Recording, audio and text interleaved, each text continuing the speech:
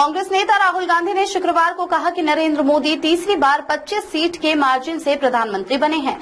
25 seat ऐसी है जिन्हें भाजपा ने 35,000 या कम वोट से जीती। अगर हमें इलेक्ट्रॉनिक डेटा मिल जाए तो हम साबित कर देंगे कि मोदी चोरी करके प्रधानमंत्री बने हैं।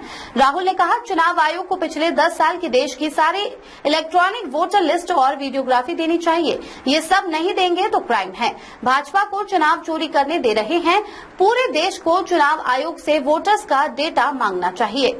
राहुल गांधी ने कर्नाटक के बेंगलुरु में फ्रीडम पार्क में आयोजित कांग्रेस की वोट अधिकार रैली में ये बात कही। उनके साथ कांग्रेस के राष्ट्रीय अध्यक्ष मल्लिकार्जुन खड़गे भी रैली में शामिल हुए। बेंगलुरु पहुंचने से पहले राहुल ने एक्स पर पोस्ट में लिखा, वोट चोरी केवल चुनाव घोटाला नहीं बल्कि संविधान और लोकतंत्र के साथ बड़ा विश्वासघात है। देश के गुनाहगार सुन ले, वक्त बदलेगा, सजा जरूर मिलेगी। राहुल ने गुरुवार को भी आरोप लगाया कि कर्नाटक के महादेवपुरा विधानसभा क्षेत्र में 1,250,000 फर्जी वोट बनाए गए, जिससे भाजपा को फायदा हुआ। भाजपा ईसी की मिलीभगत से ये धांधली हुई, जिसमें पीएम मोदी को तीसरी बार सत्ता में पहुंचाया। कर्नाटक की महादेवपुरा विधानसभा में 6.5 लाख वोट है। इनमें से 1,250,000 वोट चोरी किए गए, मतलब 6 में से 1 वोट इन्होंने चोरी किए। 5 तरीके से चोरी की गई। डुप्लीकेट वोटर, मतलब एक वोटर ने कई बार वोट किया। एक वोटर ने 5 से 6 पोलिंग बूथ में वोट डाला।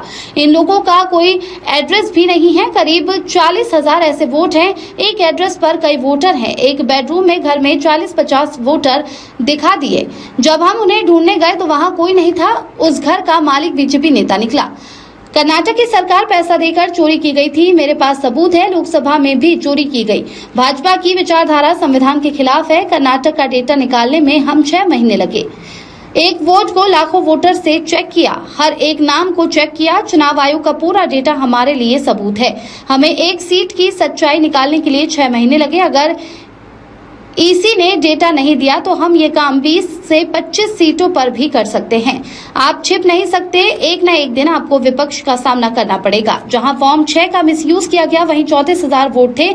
फॉर्म 6 नए वोटर्स के लिए होता है, लेकिन 34,000 ऐसे वोटर्स हैं जिनकी एज 60, 70 और 80 साल है। डुप्लीकेट वोटर्स ने पहले कर्नाटक में वोट दिया, इसके बाद महाराष्ट्र और यूपी में भी वोट दिया। अगर आप सोच रहे हो कि आप इस पर आक्रमण करके बचोगे तो फिर से सोचो।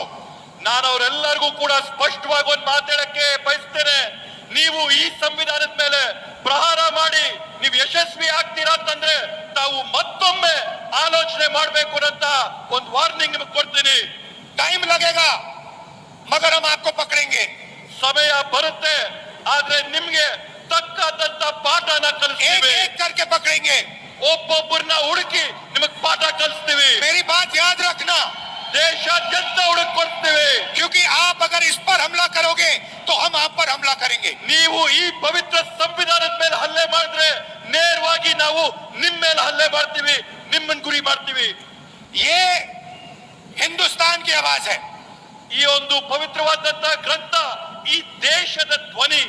याद रखिए, नरेंद्र मोदी 25 सीट की मार्जिन से प्रधानमंत्री है।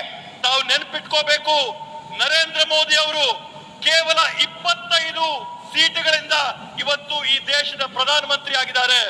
एक सीट हमने दिखा दी कि चोरी हुई है। ಒಂದು ಸೀಟ್ನ ನಾವು ಸಾಬೀತು ಮಾಡಿ ತೋರಿಸಿದೀವಿ ಕಳ್ತನ ಆಗಿದೆ ಆ ಸೀಟಲ್ಲಿ ಅಂತ ಹೇಳಿ। 25 सीट वो 35,000 या कम वोटों से जीते हैं। 25 ಸ್ಥಾನಗಳನ್ನ ಅವರು 34,000ಕ್ಕಿಂತ ಕಡಿಮೆ ಅಂತರದಲ್ಲಿ ಇವತ್ತು ಜಯ ಸಾಧಿಸಿದ್ದಾರೆ।